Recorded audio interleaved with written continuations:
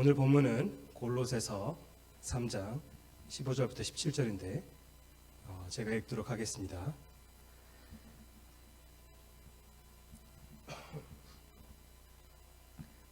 그리스도의 화평이 너희 마음을 주장하게 하라. 너희는 화평을 위하여 한 몸으로 부르심을 받았나니 너희는 또한 감사하는 자가 되라. 그리스도의 말씀이 너희 속에 풍성히 거하여 모든 지혜로 피차 가르치며 권면하고 시와 찬송과 신령한 노래를 부르며 감사하는 마음으로 하나님을 찬양하고 또 무엇을 하든지 말이나 이르나 다 주 예수의 이름으로 하고 그를 힘입어 하나님 아버지께 감사하라. 골로새서 1, 2장에서 예수 그리스도께서 지극히 높으시다는 사실과 그리스도인의 삶에 있어서 그분만으로 충분하다는 그런 사실을 선포했던 사도 바울은 3장에서 골로새 교회의 성도들이 그리스도 중심적인 삶을 어떻게 살아야 하는지에 대한 좀 실천적인 측면을 계속 강조해 오고 있었죠. 다시 말해서 지극히 높으신 그리스도와 연합된 자들이 어떻게 사는 것이 합당한지를 계속해서 가르치고 있는 것입니다. 특히 이제 5절부터 8절에서는 온갖 죄악을 행하는 땅에 있는 지체를 죽은 것으로 여기고, 왜냐하면 우리 옛사람이 이미 죽었기 때문에, 그리고 모든 죄를 버리라고 촉구를 했었고, 이어서 9절 10절에서는 골로새 성도들이 이미 처음 구원받았을 때 옛사람과 그 행위를 이제 벗어버렸고 동시에 이제 새 사람을 입었다라는 사실을 상기시키면서 사람을 창조하신 하나님의 형상을 온전히 드러내신 그 새 사람, 곧 새 아담이신 우리 주 예수 그리스도를 닮아 충만한 지식에 이르기까지 새롭게 되는 삶을 살라고 그렇게 말했습니다. 그리고 11절에서는 그 새 사람을 입은 사람들의 그 공동체, 교회죠. 교회 안에는 차별이 없는데 바로 그리스도께서 모든 성도에게 전부가 되시고, 그리고 모든 성도 안에는 차별 없이 그분께서 계시기 때문에 그렇다라고 이야기를 했습니다. 그리고 몇 주 전에 이어서 이제 12절부터 14절을 살펴봤었는데 새 사람의 그 정체성을 이제 세 가지를 이야기를 하면서 그것을 토대로 새 사람의 덕목들을 이제 갖춰야 된다. 새 사람의 정체성을 토대로 그 새 사람의 덕목들을 갖춰야 한다라고 강조를 했습니다. 다시 말해서 거듭난 성도로서 이미 입고 있는 새 사람의 정체성을 토대로 그 정체성에 걸맞는, 어울리는, 부합한 그러한 새 사람의 덕목들을 지속적으로 입는 그런 삶을 살아야 한다라고 그렇게 명령을 했습니다. 자, 이런 흐름 속에서 오늘의 본문을 이제 보게 되는데, 사실 15절부터 17절은 바로 앞에 12절부터 14절과의 그 내용과 하나의 단위로 좀 묶여 있다고 이제 볼 수 있습니다. 사실 이렇게 좀 나눌 수 있는 부분은 아니고 하나의 큰 단위로 이제 봐야 하는데, 오늘 본문도 그렇기 때문에 결국 새 사람을 입은 성도가 어떻게 살아야 하는지에 대해서 계속해서 설명을 하고 있는 겁니다. 자, 오늘 본문을 토대로 오늘 본문을 이제 그리스도인의 성화의 삶을 이제 바울이 어떻게 세 가지 측면으로 설명하는지를 한번 살펴볼 건데, 15절에서는 그리스도의 화평으로 다스림을 받는 삶에 대해서 말하고 있고, 16절에서는 그리스도의 말씀으로 충만한 삶, 그리고 마지막으로 17절에서는 그리스도의 이름으로 행하는 삶에 대해서 이야기를 하고 있습니다. 골로새 성도들에게 쓴 편지죠. 2000년 전 이야기인데 그것과 마찬가지로 오늘 여기 계신 분들 중 새 사람을 입은 성도님들은 이 말씀을 통해 우리 주 예수 그리스도를 더욱 닮아가며 참 성도답게, 진정한 성도답게 죄악과 어떤 그런 헛된 가르침을 권하는 그런 세상으로부터 구별된, 성도라는 게 거룩한 사람이죠. 구별된 거룩한 삶을 사는 데 있어 도움을 얻는 그런 시간이 되기를 간절히 바랍니다. 자, 먼저 15절부터 보겠습니다. 그리스도의 화평으로 다스림을 받는 삶에 대한 부분을 사도 바울이 강조를 하고 있는데, 그리스도의 화평이 너희 마음을 주장하게 하라. 너희는 화평을 위하여 한 몸으로 부르심을 받았나니 너희는 또한 감사하는 자가 되라. 자, 조금 전에 제가 15절부터 17절이 앞에 그 12절부터 14절과 함께 이제 묶이는 하나의 단위라고 말씀을 드렸는데, 그 이유가 뭐 여러 가지가 있겠지만은 그 중에 굉장히 어떻게 보면은 분명한 이유는, 원래 원어상으로는 이제 15절 앞에 이제 그리고라는 접속사가 사실 있습니다. 그러니까 바로 앞에 내용과 계속 연장선상에서 말하고 있다라는 어떤 그런 맥락으로 바울이 이제 오늘 본문을 이야기를 하고 있는 건데, 개역개정에서는 이제 그 접속사가 이제 좀 생략의 뭐 경우에 따라서는 약간 좀 이것까지 언급해야 되나 싶어서 생략할 때도 있는데, 어쨌든 이제 여러분이 보시는 성경에서는 그 접속사가 생략되어서 14절과 15절이 약간은 좀 이렇게 분리되어 있는, 약간 분리되어 있는 그런 느낌이 좀 들 수 있겠지만은, 사실은 뭐 그리고 아니면 또한 이런 접속사로 이제 시작이 되기 때문에 동일한 주제가 이어지고 있는 상황입니다.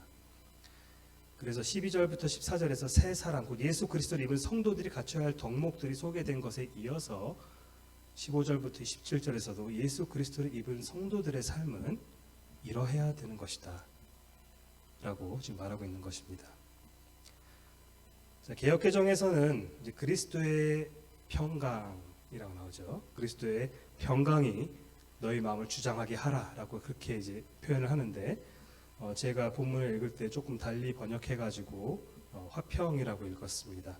그 이유는 평강이라는 단어가 일반적으로는 좀 어떤 의미로 좀 전달이 되십니까? 생각했을 때 보통 마음의 평안함, 뭔가 내적인 평안함, 내 마음의 평강, 이런 의미로 많이 좀 쓰이죠. 국어 사전에서도 이제 찾아봤더니 이제 평강을 뭐 걱정이나 탈이 없음 이제 이런 뜻으로 정의하고 있고, 또 이제 교회 용어 사전에서도 이제 마음의 걱정이 없이 평안함 이제 이렇게 설명하고 있습니다. 다시 말해서 평강이라는 단어, 우리말로 평강이라는 단어는 한 개인의 어떤 그런 감정이 평화로운 상태, 그걸 나타낼 때 주로 사용하는 단어라고 볼 수 있습니다. 자, 반면에 제가 그럼 화평이라는 단어를 썼는데, 화평이라는 단어는 두 사람 이상의 관계에 불화 없이 화목한 상태를 의미할 때 쓰는 단어입니다. 화평하다. 국어 사전에서도 이제 화평이란 이제 화목하고 평온함이라고 정의하고 있고, 이제 교회 용어 사전에서도 화해와 일치로 인해서 평화가 유지되는 것 이렇게 이야기를 하고 있거든요. 다시 말해서 화평이란 뭐다? 관계가 평화로운 상태다. 관계가 평화로운 상태다. 자, 오늘 본문에서 바울이 사용하는 헬라어는 이제 에이레네라는 그런 헬라어인데, 이 단어는 이제 감정의 평화를 주로 말하는 그 평강이라는 의미로 사용될 수도 있고, 아니면 관계의 평화를 가리키는 화평을 의미할 수도 있습니다. 영어로는 그냥 peace. 근데 peace도 사실은 뭐 전쟁과 평화할 때 그런 peace일 수도 있고, 아니면 내 마음의 어떤 평화에서 peace일 수도 있거든요. 그러니까 이제 에이레네라는 단어 자체는 방금 제가 얘기한 평강과 화평 두 가지 다 의미할 수가 있습니다. 그럴 때는 우리가 이제 어디에 주목을 해야 되냐면은 본문의 앞뒤 맥락을 봐야 되죠. 어떤 뉘앙스로 지금 이 단어가 사용되고 있을까?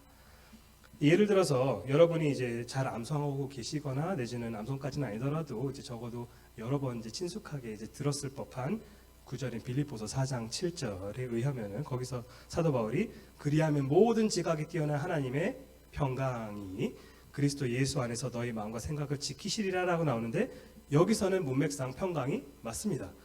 왜냐하면은 바로 앞에 6절에서 바울이 뭐라고 말하죠?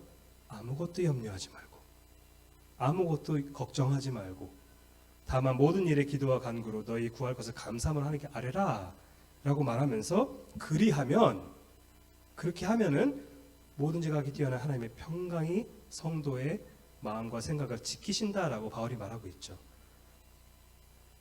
그래서 6절에 그 염려라는 단어와 대조되는 개념이 바로 7절의 그 에이레네라는 그 단어이기 때문에 빌립보서 4장 7절에서는 그 단어를 평강으로 이해하는 것이 적절합니다. 그런데 골로새서 3장 15절 오늘 본문을 보면 앞뒤 맥락에서 염려와 같은 그런 이야기가 전혀 없습니다. 그런 게 언급되지 않습니다. 오히려 12절부터 14절에서는 교회 안에서 성도 간에 갖춰야 할 그런 관계적인 덕목, 그런 것들이 쭉 언급되고 있고, 특히 14절에서는 성도들의 온전하게 매는 띠인 사랑을 지금 강조하고 있는 거죠. 뭔가 관계에 초점을 맞추고 있습니다. 그리고 오늘 본문인 15절에서도 방금 제가 언급한 그 부분 바로 뒷부분에 너희는 에이레네를 위하여 한 몸으로 부르심을 받았다라고 말하면서 한 몸, 공동체성을 그 연합을 강조하고 있습니다. 따라서 이런 앞뒤 맥락을 고려했을 때 오늘 본문에서 헬라어로 에이레네라는 그 단어가 신자의 어떤 정서적인 평화를 의지하는 평강이라기보다는 문맥상 교회의 어떤 관계적인 평화를 의미하는 화평으로 이해하고 번역하는 것이 더 적절합니다. 그렇기 때문에 여러분이 이게 뭔가 이렇게 살면서 내적인 근심 그런 게 있을 때 그런 상황에서 위로나 격려를 얻기 위해 말씀을 찾고자 한다면은 그러면 골로새서 3장 15절보다는 빌립보서 4장 7절과 같이 평강과 관련된 그런 본문을 찾는 것이 더 바람직하고, 반대로 근심 때문이 아니라 만약에 다른 성도와의 어떤 화목의 문제에 대해서 고민하고 있을 때, 아니면 교회의 어떤 공동체적인 평화를 상기시켜줄 어떤 그런 말씀을 찾고 있다면은 그러면은 골로새서 3장 15절과 같이 화평을 말하는 그런 이제 본문을 찾아서 적용할 수 있겠죠. 그렇지 않고 이제 개역개정상으로 골로새서 3장 15절도 그냥 평강이라고 그냥 번역해 버렸으니까 평강이라는 단어가 등장했다는 그 이유만으로 그냥 앞뒤 문맥 다 무시하고 이제 이게 내 어떤 근심 걱정을 해소시키기 위한 어떤 그런 말씀으로 이거를 적용한다면 어떻게 될까요? 글쎄요. 이제 하나님께서 우리의 어떤 그런 무지함을 긍휼히 여기셔서 잘못된 해석과 적용에도 불구하고 우리에게 어떤 그런 내적인 평온함과 평강을 허락해 주실 수 있죠. 그런 경우 자주 있습니다. 하지만 사실은 이제 어쨌든 올바른 적용은 아닌 거죠. 가능하면 정말로 실질적으로 연결이 되는 어떤 그런 말씀으로 우리 삶에 적용하는 것이 제일 좋습니다. 자, 오늘 본문 15절에서 그리스도의 화평을 계속 이야기를 하는데, 그러니까 그리스도의 화평이라는 것은 그리스도께서 이루신 화평이자 그리스도께서 제공해 주시는 화평을 의미합니다. 바울은 앞서 골로새서 1장 20절 그 본문에서 뭐라고 얘기했었냐면은 그의 십자가의 피로 화평을 이루사 만물 곧 땅에 있는 것들이나 하늘에 있는 것들이 그로 말미암아 자기와 화목하게 되기를 기뻐하심이라, 이런 선언을 했었죠. 예전에 한참 전인데 작년이었는데 이 구절을 이제 설명했을 때 저는 이제 여기서 그 자기와 화목하게 하다, 이 자기는 이제 하나님 아버지라고 해석하는 분들도 계시지만 그것보다는 그리스도 자신을 가리키는 것으로 이해하는 것이 특히 그리스도 중심적인 골로새서의 편지 특성상 더 적절하다고 이제 말씀을 드렸는데, 근데 뭐 어쨌든 간에 그래도 하나님과 결국엔 상관이 있죠. 왜냐하면은 예수 그리스도와 화목하게 된다는 것은 예수 그리스도를 통해서 삼위 하나님과도 화목하게 되는 것이기 때문에 사실 뭐 그리스도와만 화목하게 된다는 그런 뜻은 아닙니다. 자, 따라서 어쨌든 간에 골로새서 1장 20절에서 말하는 화평은 어떤 화평이죠?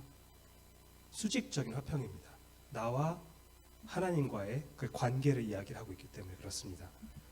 그런데 오늘 본문인 3장 15절에서의 화평은 하나님과의 어떤 그런 수직적인 화평이 아니라 성도들 간의 어떤 그런 수평적인 화평을 이야기를 하고 있죠.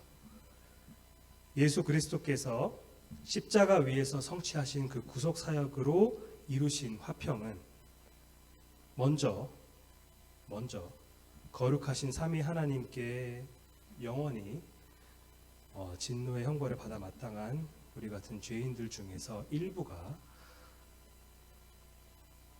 하나님의 어떤 헤아릴 수 없는 은혜를 입어서 그 은혜를 통해서 순전한 믿음으로 그리스도의 십자가의 보혈을 의지할 때 그 하나님과의 적대적인 그 원수 관계가 해소되어서 화목한 관계로 이제 변하게 되고, 그게 먼저고, 근데 뿐만 아니라 이렇게 그리스도와 화목하게 된 모든 성도들이 그분과 또한 연합된 자들이라고 계속해서 바울이 강조했었죠. 그리스도 안에서. 그래서 연합되었기 때문에 그분께서 십자가를 이루신 화평은 단지 하나님과의 어떤 그런 수직적인 화평만으로 끝나는 것이 아니라 그분 안에 있는 모든 성도들 간의 어떤 수평적인 화평까지도 이루셨다는 겁니다. 특히 이제 이 부분을 골로새서보다 조금 더 자세하게 설명하는 이제 에베소서 2장을 보시면은 그래서 바울은 특히 유대인과 이제 이방인의 어떤 그런 원래 굉장히 갈등이 많았던 이제 두 집단이라고 볼 수 있는데 유대인과 이방인 간의 화평과 연합을 강조하면서 2장 11절부터 18절에서 에베소서입니다. 거기서 이렇게 말합니다. 그러므로 생각하라. 너희는 그때에 육체로는 이방인이요 손으로 육체에 행한 할례를 받은 무리라 칭하는 자들로부터 할례를 받지 않은 무리라 칭함 받은 자들이라. 그때에 너희는 그리스도 밖에 있었고 이스라엘 나라 밖의 사람이라. 약속의 언약들에 대하여는 외인이요 세상에서 소망이 없고 하나님도 없는 자이더니 이제는 전에 멀리 있던 너희가 그리스도 예수 안에서 그리스도의 피로 가까워졌느니라. 그는 우리의 화평이신지라. 둘로 하나를 만드사 원수된 것 곧 중간에 막힌 담을 자기 육체로 허시고 법조문으로 된 계명의 율법을 폐하셨으니 이는 이 둘로 자기 안에서 한 새 사람을 지어 화평하게 하시고 또 십자가로 이 둘을 한 몸으로 하나님과 화목하게 하려 하심이라. 원수된 것을 십자가로 소멸하시고 또 오셔서 먼 데 있는 너희에게 평안을 전하시고 가까운 데 있는 자들에게 평안을 전하셨으니 이는 그로 말미암아 우리 둘이 한 성령 안에서 아버지께 나아감을 얻게 하려 하심이라. 물론 이제 여기서는 유대인과 이방인 간의 관계를 이야기를 했지만 수평적인 화평이라는 것은 단지 유대인과 이방인 간에만 이루어지는 그런 것이 아니라 모든 성도들 사이에서 유효한 것이죠. 그리스도의 몸 안에 있기 때문에. 자, 방금 읽은 에베소 2장에서 바울이 말한 것처럼 그리스도께서 십자가를 통해 둘로 하나를 만드셨고 원수된 것, 곧 중간에 막힌 담을 자기 육체로 십자가 죽음을 통해서 허셨고 또 원수된 것을 십자가로 이제 소멸하셨다라고 이제 이야기를 했죠. 자, 하지만 여기서 생각해 봐야 될 게 구원받은 성도들이라고 해서 죄로부터 완전히 자유로운 건 또 아니죠. 우리가 죄로부터 완전히 자유롭진 않습니다. 안타깝게도 죄의 형벌로부터 자유를 얻어서 우리가 법적으로 의롭다고 이제 칭함을 받았죠. 칭의라고 합니다. 죄의 형벌로부터는 우리가 이미 자유를 온전히 누리고 있습니다. 그리고 죄의 권세로부터 우리도 또한 자유를 얻어서 실질적으로는 거룩하게 변하고 있죠. 이게 성화죠. 예수 그리스도의 십자가를 통해서 결국에는 죄와 사망의 권세는 깨졌는데 근데 우리는 그러면 왜 여전히 죄 가운데 아직도 살아가고 있냐? 어떤 면에서는 왜냐하면 죄의 임재로부터 보통 이렇게 표현합니다. 죄의 임재로부터, 죄의 존재로부터 우리가 완전한 자유를 얻은 것이 아니기 때문에 현실적으로 여전히 죄를 짓는 순간들이 남아 있긴 있다는 거죠. 물론 구원받기 전의 상황과는 분명히 다릅니다. 여전히 지금도 죄를 짓고 있으니까 그럼 구원받은 전이랑 후랑 실질적인 의미에서 뭐가 다른 거냐 이렇게 생각할 수 있는데 다르죠. 왜냐하면 거듭나기 전에는 구원받기 전에는 우리는 죄의 권세에 사로잡혀 있어서 내가 하는 모든 행위가 다 하나님 앞에서 사실상 다 죄였습니다. 다. 난 불신자였을 때도 좋은 일들 많이 했는데 그것도 죄였습니다. 왜요? 왜냐하면 그걸 우리가 하나님의 영광을 그리스도를 통해서 하지 않았기 때문에 하나님께서 받으시기에 합당한 우리의 이 호흡 하나하나도 사실은 다릅니다. 신자와 불신 달라야 합니다. 왜냐하면 불신자들은 그냥 하나님께서 주신 그것을 감사함 없이 그냥 사용하고 있는 거고 반면에 우리는 지금 매 순간 숨을 쉴 때마다 우리의 심장이 뛸 때마다 하나님께 받은 은혜라는 사실을 기억하면서 그분께 감사하는 마음으로 살기 때문에 다른 거죠. 같지 않습니다.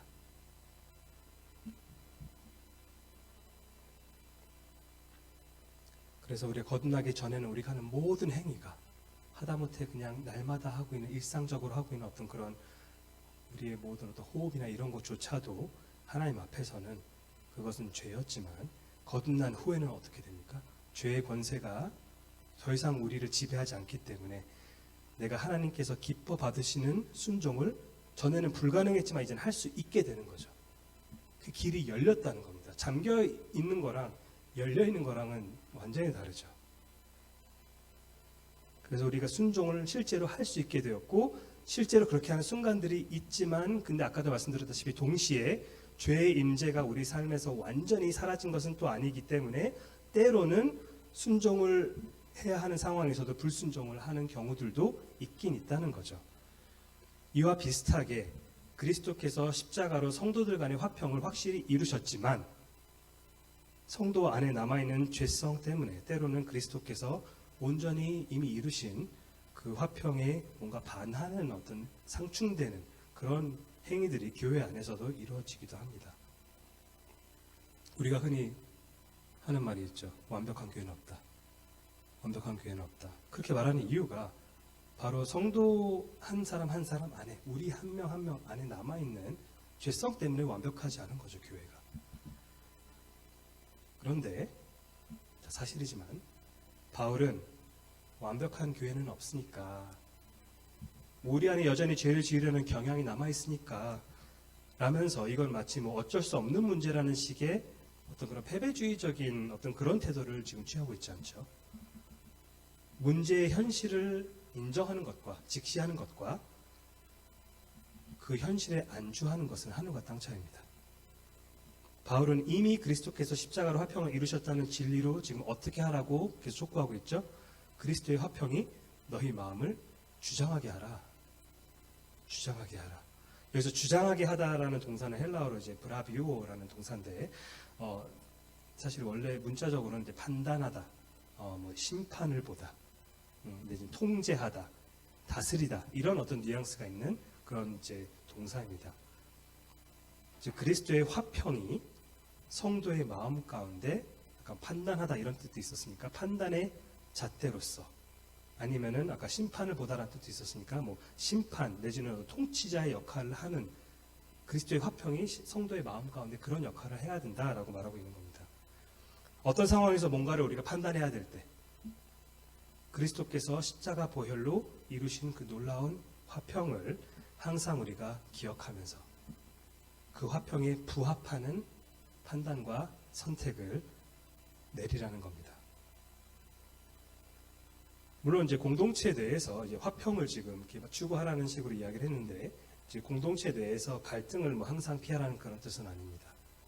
가끔 이제 그걸 좀 잘못 이해하셔가지고 그 어떤 갈등을 다 피하려고 하시는 이제 그런 상황, 그런 분들이 종종 계신데 그건 아니고, 그러니까 단지 어떤 긍정적인 이야기만을 하라, 내지는 뭐 좋은 게 좋은 거다, 이런 식의 생각과 태도를 좀 권하고 있는 건 아닙니다. 아까도 말씀드렸다시피 이 화평은 어떤 그런 피상적인 어떤 그런 화평이 아니라 그리스도께서 십자가로 이루신 화평입니다. 복음과 직결되는 화평입니다. 따라서 이 화평은 교회 안에서 죄가 발생해도 뭐 그냥 대충 넘어감으로써 뭐 유지하게 된 어떤 그런 표면적인 화평을 말하는 게 아니라, 그런 상황에서 형제 자매를 적절하게 책망하되 죄가 생겼을 때는, 근데 12절부터 14절에서 말하는 것처럼 어떤 마음으로 긍휼과 자비와 겸손과 온유와 오래 참음을 옷 입고 또 서로 견디며 피차 용서하되 주께서 우리를 용서하신 것 같이 그리하고, 이 모든 것 위에 사랑을 더하라는 거죠. 다시 말해서 형제나 자매가 죄를 짓거든 그들을 사랑하고 바른 길로 인도하고자 하는 마음으로 책망하되, 만약 회개하고 용서를 구하면은 그러면은 언제든지 용서하려는 어떤 그러한 태도를 갖춰야 한다는 겁니다. 진정한 사랑은 여러분, 근데 경우에 따라서는 정말 쓴소리를 하는 것이 필요한 겁니다. 자녀를, 저도 부모로서의 삶을 오래 살진 않았지만은 진짜 사랑하면은 잘못했을 때 그냥 두지 않습니다. 왜냐하면은 바른 길로 가기를 원하니까. 성도 간에서도 겸손으로 하되 필요할 경우에는 이거는 잘못된 겁니다. 이거는 그렇게 하시면 안 되는 것 같습니다. 성경에서 그렇게 하지 말라고 나왔습니다. 회개했으면 좋겠습니다. 권할 수 있어야 됩니다.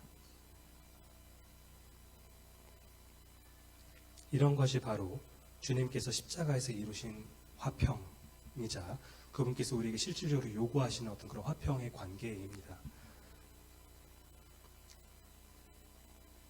자, 이게 중요한 이유는, 이것을 요구하시는 이유는 바로 다음에 나온 것처럼 우리가 화평을 위하여 한 몸으로 부르심을 받았기 때문에 그렇습니다. 자, 여기서 한 몸이라는 것은 이미 다 충분히 읽으면서 이해하셨을 거라 생각하는데 1, 2장에서도 여러 차례 나왔었던 것처럼 머리이신 그리스도의 몸된 교회이죠. 몸된 교회입니다. 그리고 부르심을 이제 받았다라고 말하는데 부르심을 받았다는 것은 앞서 3장 12절에서 바울이 뭐라고 얘기했죠? 하나님이 택하사라고 했던 그 내용과 사실 연결되는 개념인데 하나님께서 구원하실 자들을 미리 정하시고 택하시는 그 사역은 창세 전에 영원 전부터 이루어진 것이지만 에베소서 1장 같은 데 나오죠. 근데 실제로 우리를 흑암의 권세에서 불러내시는 그 사역은 각 사람이 거듭나는 순간에 이루어집니다. 그래서 신학적으로는 이것을 우리가 이제 유효한 부르심이라고도 하는데 이 부르심은 이제 단순히 그냥 지옥에 가지 않고 천국에 갈 수 있도록 불러내시는 것이 아니라 물론 그것도 포함되지만 단지 그게 다가 아니라 이 세상과는 구별된 거룩한 삶을 살도록 불러내시는 부르심이기도 합니다. 예를 들어서 데살로니가 전서 4장 7절 같은 데를 보면은 바울이 하나님이 우리를 부르시면 부정하게 하심이 아니요 거룩하게 하심이니 라고 말하고 있고 또 디모데후서 1장 9절에서도 하나님이 우리를 구원하사 거룩한 소명이라는 부르심이죠. 거룩한 부르심으로 부르셨다라고 말합니다. 하나님께서 우리에게 원하시는 것은 이 세상과는 구별된 삶을 사는 겁니다. 근데 그것이 우리의 어떤 인간적인 노력, 율법주의적인 어떤 그런 공로 그런 걸로는 불가능하고 하나님의 은혜를 의지하면서 예수 그리스도를 전적으로 의지함으로 인해서 그게 가능하다라고 말씀하고 계십니다.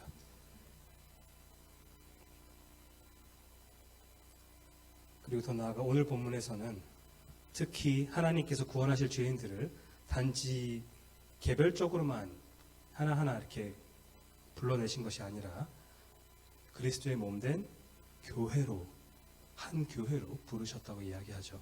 한 교회로 부르셨는데 그리스도께서 십자가에서 이루신 화평을 위해서 그것을 이루고자 한 몸으로 부르셨다고 말합니다. 즉 성화라는 것은 보통 우리가 성화라고 하면은 이제 내 개인의 어떤 영적 성장을 생각하기 마련이고 사실 그게 뭐 틀린 건 아닌데 맞는데 성화라는 것은 단지 그게 다는 아닙니다. 성화라는 것은 단지 나 혼자 거룩해지는 삶이 아니라 교회로서 우리가 다른 형제 자매들과 함께 그리스도께서 이루신 화평을 공동체적으로 실현시키는 어떤 그런 시사하는 부분들까지 내포되는 좀 큰 개념으로 이해하는 것이 더 좋습니다. 단지 나만 잘 성장하면은 끝 이게 아니죠. 여러분도 교회 안에 다른 성도님들의 어떤 성화에 관심 있으십니까? 그것을 위해서 기도하십니까? 그것을 위해서 뭐 교제 나눌 때나 할 때 힘쓰십니까?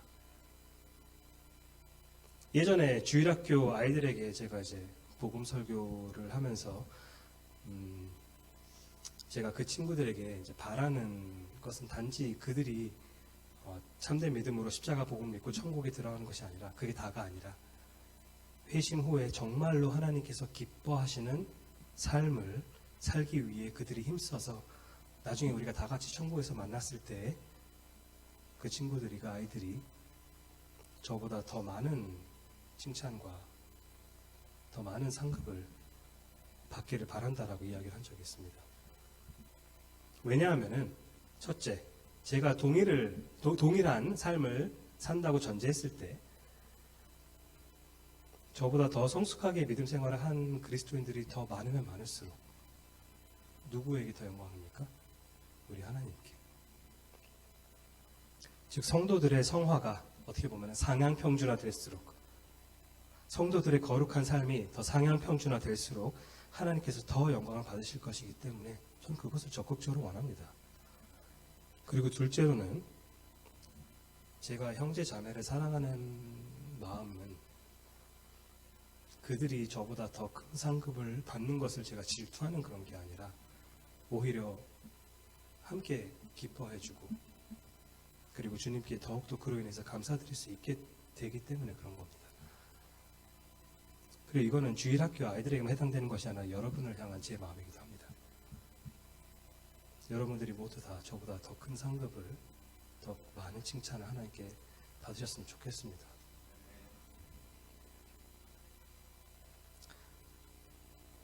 제가 이해하고 있는 성화라는 것은 단지 저 하나만 성숙한 믿음 생활을 해가지고 주님께 칭찬을 드리는 것이 아니라 주변에 있는 다른 성도들과 다 함께 우리가 자라가는 것입니다. 그리고 이러한 성화의 어떤 그런 공동체적인 측면 중 하나가 바로 교회 안에서 참된 화평을 실현시키기 위해서 우리가 힘쓰는 겁니다.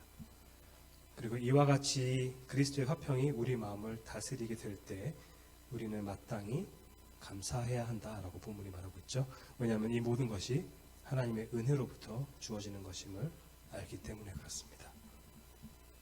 자, 16절에서 이제 그리스도의 말씀으로 충만한 삶에 대해서 바울이 이어가는데, 그리스도의 말씀이 너희 속에 풍성히 거하여 모든 지혜로 피차 가르치며 권면하고 시와 찬송과 신령한 노래를 부르며 감사하는 마음으로 하나님을 찬양하고, 이렇게 말하고 있는데, 자, 15절에서는 그리스도의 화평이 너희 마음을 주장하게 하라라고 했는데, 여기서는 그리스도의 말씀이 너희 속에 풍성히 거하라고 이야기를 하고 있습니다.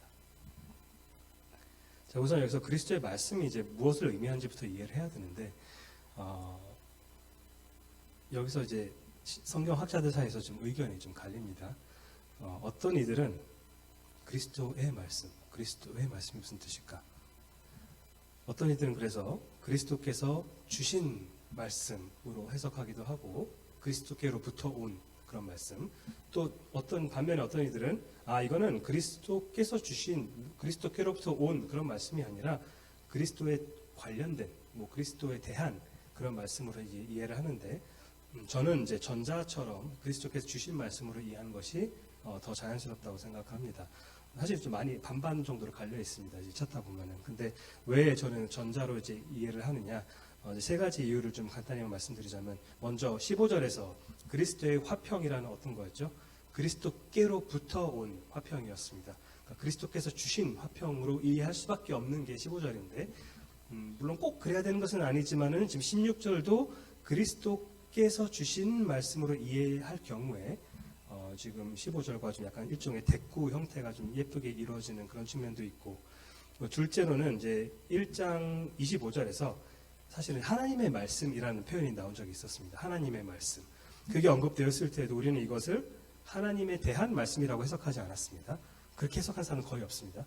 이거는 하나님께서 주신 말씀으로 자연스럽게 우리가 이해를 하기 때문에 그리스도의 말씀도 비슷하게 해석하는 것이 자연스럽지 않나라고 생각을 하는 거고, 그리고 사실은 이제 마지막으로 제가 이제 막 연구를 좀 하다가 이제 그레고리 빌이라는 이제 주석가가 있는데, 이제 그분이 뭐라고 설명을 했냐면은 이 구절에서 그리스도의 말씀과, 그리고 바로 조금만 뒤에 보면은 이제 모든 지혜라는 표현이 나오는데, 그리스도의 말씀 그리고 모든 지혜가 밀접하게 연관이 되어 있는데, 사실은 앞서 골로새서 2장 3절에서 바울이 그리스도 안에는 지혜와 지식의 모든 보화가 감춰져 있느니라 라고 말했기 때문에, 마치 그 지혜가 2장 3절을 토대로 그리스도께로부터 나오는 것처럼 3장 16절에서 지혜와 직결되어 있는 그 말씀도 또한 그리스도께로부터 나오는 것으로 이해하는 것이 더 자연스럽다고 이제 말하는데, 저는 사실은 조금 설득력 있는 이제 설명이라고 생각을 했습니다. 그래서 이제 그리스도의 말씀이라는 것은 그리스도께서 주신 말씀을 의미하는 것으로 이해하는 것이 자연스럽다고 생각하고, 오늘날 그것이 바로 우리가 읽고 있는 성경이죠. 하나님의 말씀이 곧 그리스도의 말씀입니다. 그렇죠? 자, 바울은 그리스도의 말씀이 근데 너희 속에 풍성히 거하라고 지금 촉구를 하고 있습니다. 자, 풍성히라는 말을 굳이 포함시켰습니다. 대충 하면 안 된다라는 뜻이죠. 풍성이라는 부사가 사용된 만큼 이것은 그리스도의 말씀이 우리 안에 결코 얕게, 가볍게, 피상적으로 그렇게 거해서는 안 되는 것이다 라는 것을 이제 간접적으로 돌려 말하는 거죠. 더글라스 무라는 또 다른 주석가는 이 부분에 대해서 뭐라고 설명하냐면은, 깊고 통찰력 있는 묵상을 통해 그리스도의 말씀이 주는 그 교훈이, 그 가르침이 공동체 안에서, 교회 안에서 어떤 뭔가 변화시키는 능력을 발휘하도록 해야 한다. 근데 그게 이루어지려면, 변화시키는 능력이 생기려면은 가볍게 묵상하는 것으로는 안 된다는 겁니다.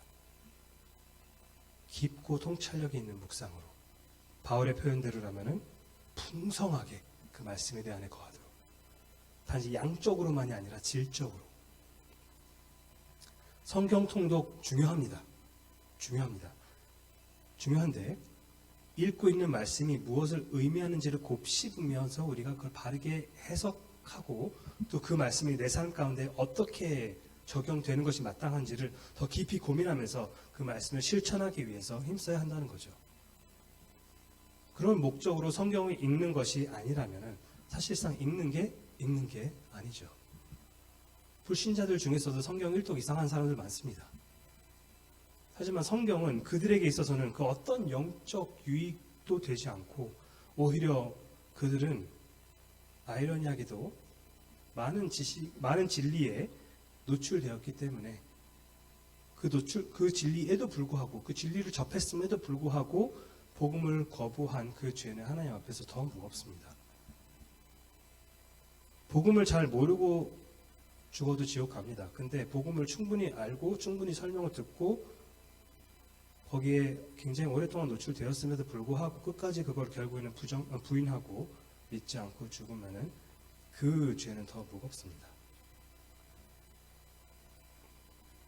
자, 계속해서 16절을 살펴볼 건데, 사실 이 구절 자체가 조금은 구조상 까다롭습니다.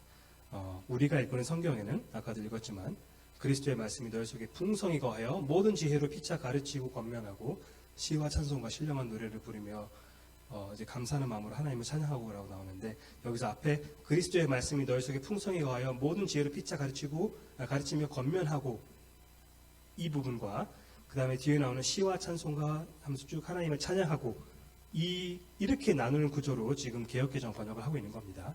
전반부가 권면하고까지고, 그 다음에 시와 찬송부터는 이제 후반부라고 보고 있는 겁니다. 그렇게 반토막을 낸 겁니다. 이렇게 번역하는 거 가능합니다. 가능하고, 그리고 이제 성경학자들 중에서, 그리고 영어 성경 번역들 중에서도 그렇게 번역하는 경우들이 있는데, 근데 저도 이것 때문에 굉장히 오랫동안 고민을 했었는데, 근데 바울이 의도했던 것은 아마도 이것과는 조금 달랐던 것 같습니다. 아마 더 적절한 구조로 조금 살짝 순서를 좀 바꿔서 재번역을 하면은, 그리스도의 말씀이 너희 속에 풍성히 거하여 모든 지혜로 시와 찬송과 신령한 노래를 통해서 피차 가르치고 권면하고 까지가 전반부고, 그 다음에 뒷부분이 감사하는 마음으로 하나님을 찬양하고. 그러니까 쉽게 말해서 시와 찬송과 신령한 노래가 어디에 붙느냐를 이야기를 하는 거거든요. 근데 이게 개역개정에서는 이제 뒤에 붙는다라고 말하는 거고, 저는 지금 사실은 좀 앞에 붙지 않을까라고 지금 이제 설명을 드리는 겁니다. 아마 한눈에 봤을 때는 당연히 뒤겠지. 왜냐하면 뒤에 노래하다, 뭐 찬양하다 얘기가 나오니까 당연히 뒤일 수밖에 없지 않나라고 생각을 할 수도 있는데, 이제 그럼에도 불구하고 피차 가르치며 권면하다를 수식하는 것이 더 자연스러운 이유가 여러 가지가 있는데, 그중에 대부분 약간 좀 그 원어 문법의 어떤 구조 그런 문제라서 그것까지는 다 설명을 드리기 좀 어려운데, 이거 하나는 설명드릴 수 있을 것 같습니다. 이 구절과 사실상 대꾸를 이루고 있는 구절이 하나 있습니다. 에베소서 5장 19절. 에베소서랑 골로새서는 여러분들도 이제 아실 수도 있겠지만은 굉장히 좀 겹치는 그런 내용들도 많고 표현도 굉장히 유사한 그런 구절들도 생각보다 많습니다. 그런데 5장 19절을 보시면 뭐라고 나오냐면, 시와 찬송과 신령한 노래들, 똑같은 세 가지가 언급되는데, 시와 찬송과 신령한 노래들로 서로 화답하며까지가 전반부고, 그 다음에 너희의 마음으로 주께 노래하며 찬송하며, 이게 후반부입니다. 자, 피차 가르치며 권면하다라는 그 골로새서에 나오는 그 표현은 사용되진 않았지만은, 시와 찬송과 신령한 노래가 그것과 비슷한 화답하다라는 동사를 지금 수식하고 있는 겁니다. 자, 바로 뒤에 너희의 마음으로 주께 노래하며 찬송하며라는 그 표현이 있죠. 똑같이 골로새서에서처럼 에베소서에서 있는데, 그럼에도 불구하고 에베소서에서는 시와 찬송과 신령한 노래가 뒤랑 붙지 않고 지금 앞이랑 붙고 있습니다. 그냥 거기는 좀 더 분명하기 때문에 그렇습니다. 원어상으로. 골로새서는 조금 더 모호하기 때문에 선택의 기로에 놓인 거거든요. 자, 이런 비교를 우리가 좀 고려했을 때 아마 골로새서 3장 16절에서도 시와 찬송과 신령한 노래가 뒤에 언급되는 노래나 찬양과 연결되기보다는 피차 가르치며 권면하다와 연결되는 것으로 보는 것이 더 적절하고 조금 제가 생각했을 때 좀 더 권위 있는 어떤 현대 주석가들은 보통은 좀 더 그쪽으로 많이 해석을 합니다. 자, 그렇다면은 모든 지혜로 시와 찬송과 신령한 노래로 피차 가르치며 권면한다는 거 알겠는데 그러면 그게 무슨 뜻이냐? 자, 여기서 시와 찬송과 신령한 노래가 사실은 서로 이제 완벽하게 구별되는 다른 카테고리의 어떤 다른 장르의 그런 종류의 음악적 어떤 그런 건 아니고 그렇게 보기엔 조금 어려운데 그래도 약간의 이제 강조하는 부분이 다릅니다. 일반적으로 시라는 어떤 그런 단어는 신약 성경에서 종종 시란 단어가 헬라어로 쓰일 때 대부분 뭘 가리키냐면 구약 성경의 시편을 가리킵니다. 대부분 그렇습니다. 물론 예외도 가끔 있는데 대부분은 그렇습니다. 찬송은 말 그대로 하나님을 높이는 노래들입니다. 그리고 신령한 노래를 어떤 이들은 이제 그 세 번째 신령한 노래를 어떤 이들은 이거는 신령하다, 성령의 노래다 하면서 이제 성령의 영감으로 부르는 어떤 즉흥적인 노래라고 이제 해석을 하는데 저는 그거는 좀 이제 아닐 거라고 생각하고 그냥 바울이 그런 어떤 특별 계시 성령의 영감으로 쓰여진 건 성경이거든요. 그건 특별 계시의 영역인데 특별 계시의 성격을 지닌 어떤 작사 작곡을 사도 시대 때 일반 성도들에게 막 권했다고 보기는 좀 어려울 것 같고 그냥 사실 영적인 노래거든요. 신령한 노래라는 것은 세속적이지 않은 노래다. 영적인 노래다라고 이해한 것도 적절합니다. 그래서 정리하면은 시와 찬송과 신령한 노래라는 것은 구약 성경의 시편을 토대로 한 어떤 그런 노래. 아마 그래서 이제 어떤 일부 교회들에서는 이제 시편 찬송 같은 걸 굉장히 강조하는 것도 이런 부분 때문에 그렇지 않나 싶습니다.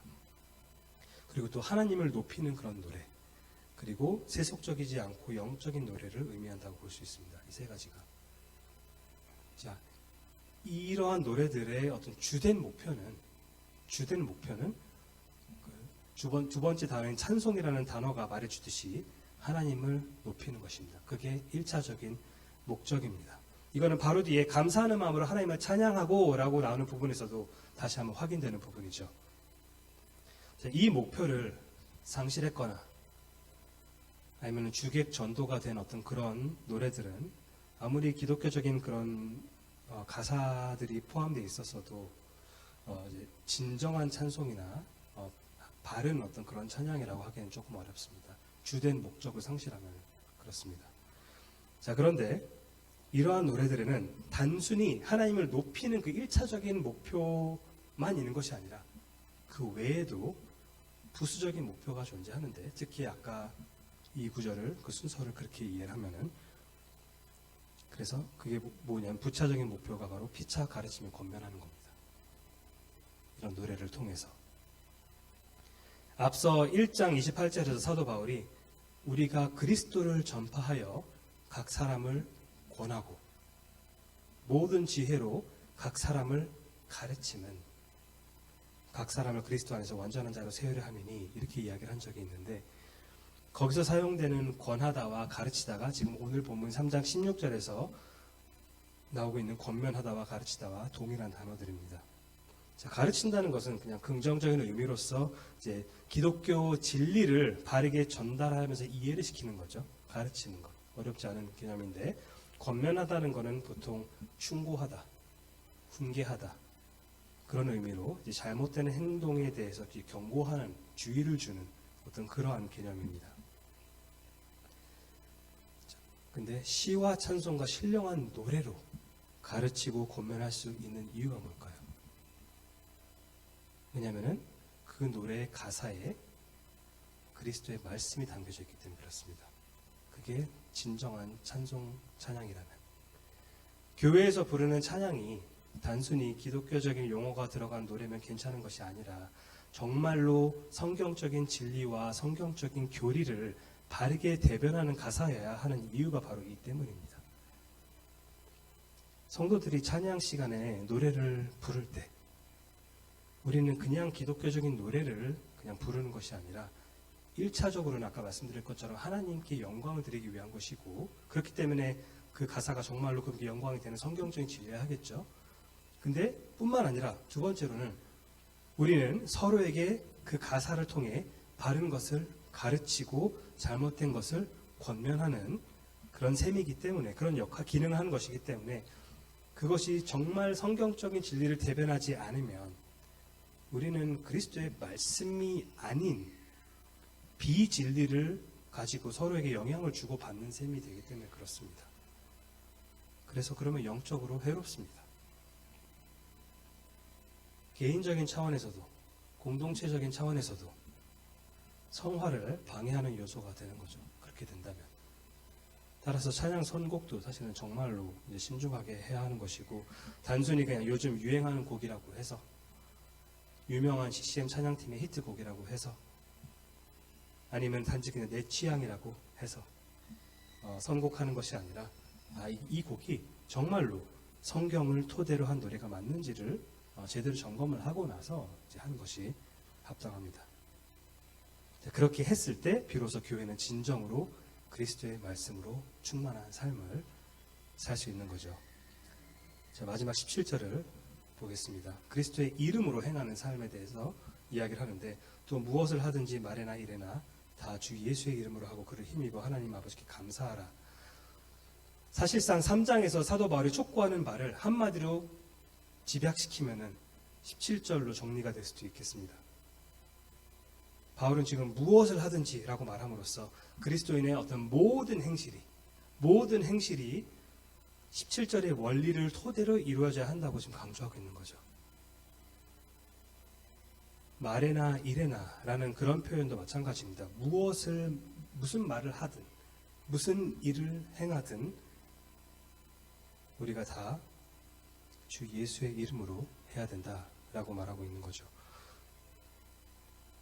다 주 예수의 이름으로 하라라고 이제 사도 바울이 촉구하고 있는데, 근데 이제 뭐 굉장히 흔한, 우리가 뭐 기도할 때도 예수님의 이름으로 기도합니다, 이제 이렇게 이야기를 하니까 익숙한 이제 표현인데, 그 주 예수의 이름으로라는 표현은 사실은 구약 성경에서 자주 등장하는 여호와의 이름을 연상시키는 표현이기도 합니다. 여러분이 잘 아는 다윗과 골리앗의 그 전투에서 다윗이 골리앗으로 나아갈 때 뭐라고 선언하면서 나아가죠? 너는 칼과 창과 단창으로 내게 나아오거니와 나는 만군의 여호와의 이름 곧 내가 모욕하는 이스라엘 군대의 하나님의 이름으로 내게 나아가노라. 지금 자신이 지금 저쪽에서는 엄청나게 무장해가지고 나왔지만은, 그럼 나는 지금 어디를 의지할꼬? 라는 그 질문에 대해서 나는 만군의 여호와의 이름을 의지하면서 나아간다는 뜻입니다. 그리고 미가서 4장 5절에서도 만민이 각각 자기의 신의 이름을 의지하여 행하되, 이방 족속들이 자기 우상의 이름을 의지하여 행하되 오직 우리는, 이스라엘입니다. 우리는 우리 하나님 여호와의 이름을 의지하며 영원히 행하리로다. 따라서 여기서 바울이 주 예수의 이름으로 라는 표현을 사용할 때 그는 간접적으로 예수 그리스도께서 누구시다? 여호와 하나님이시다 라는 그런 선언을 하고 있는 것이기도 합니다. 그리고 뭐 누구의 이름으로라는 것은 쉽게 얘기해서 아까도 말씀드렸지만 그 누군가의 권위를 의지한다는 뜻입니다. 권위를 의지한다는 뜻입니다. 그분을 통해서, 그분을 힘입어서.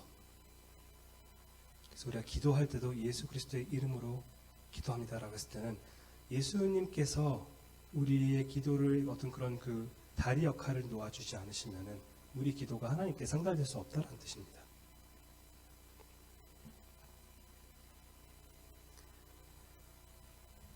또 무엇을 하든지 말이나 이래나 다 주 예수의 이름으로 하라.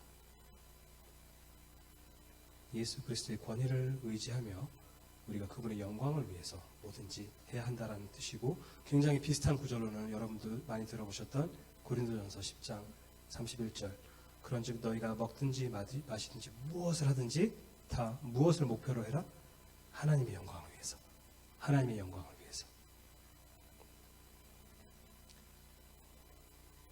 그리스도인의 삶이란, 진정한 성화의 삶이란, 개인적으로든 교회로서든 그것은 바로 예수 그리스도께서 십자가 위에서 성취하신 그 화평을 우리 가운데 실현시키면서, 그분께서 이미 이루셨지만은 우리의 죄성으로 인해서 아직 그것이 항상 완벽하게 드러나지 않을 때 우리가 그럼에도 불구하고 그분의 그 화평을 우리 마음을 지배하도록 함으로써 우리가 교회의 어떤 그런 연합과 그 사랑, 화평을 위해서 나아가야 하는 것이고, 그리고 그리스도의 말씀이 우리 마음 가운데 거할 때, 그리고 특히 우리가 공동체 안에서 사실은 뭐 여기서 나오진 않았지만은 뭐 성경 공부를 할 때든, 그리고 뭐 설교 강단에서 선포되는 그 말씀도 마찬가지지만은 특히 오늘 본문에서는 시와 찬송과 신령한 그런 노래들을 통해서 우리가 서로, 심지어 단지 그냥 설교 강단에는 설교자를 통해서만이 아니라 서로가 서로에게, 에베소서의 표현을 빌자면 화답하면서 그렇게 서로 진리를 가르치고, 그래서 성도를 세워가고 또 잘못된 길에 대해서 경고하는 그런 권면을 하면서 그렇게 사는 삶, 그리고 결국에는 우리가 무슨 일을 하든지 간에 다 예수 그리스도의 이름을 전적으로 의지하면서 하고, 그리고 그분의 영광을 위해서 하는 것이 우리가 이 땅에서 구원받은 성도로서 해야 할 일이자 우리의 삶의 방향성입니다. 우리가 정말 진정으로 새 사람, 새 아담으로 이 땅에 오신 예수 그리스도를 입어서 그분께 속하게 되었다면, 그분의 보혈로 덮임을 받아서 우리가 속하게 되었다면, 그러면 우리가 이런 삶을 살아야 마땅하고, 혹시라도 아직 이 새 사람 예수 그리스도와 연합되지 않은 분들이 계시다면 성경에서는 분명하게 죄로부터 돌이켜 회개하고 오직 예수 그리스도의 십자가 공로만을 의지하면서 그분을 붙잡았을 때, 구원이라는 것은 무슨 뭐 단계적으로 있는 것도 아닙니다. 그러니까 뭐 시간이 걸려가지고 줄 서가지고 지금 진짜로 믿었을 때 한 반년 후에나 구원받을 수 있고 그런 거 아닙니다. 진짜로 믿으면은, 하나님의 은혜를 진짜로 믿게 되면은 즉시 구원을 받습니다. 우리 다 함께 찬송가 600장 부르면서 예배 마치도록 하겠습니다.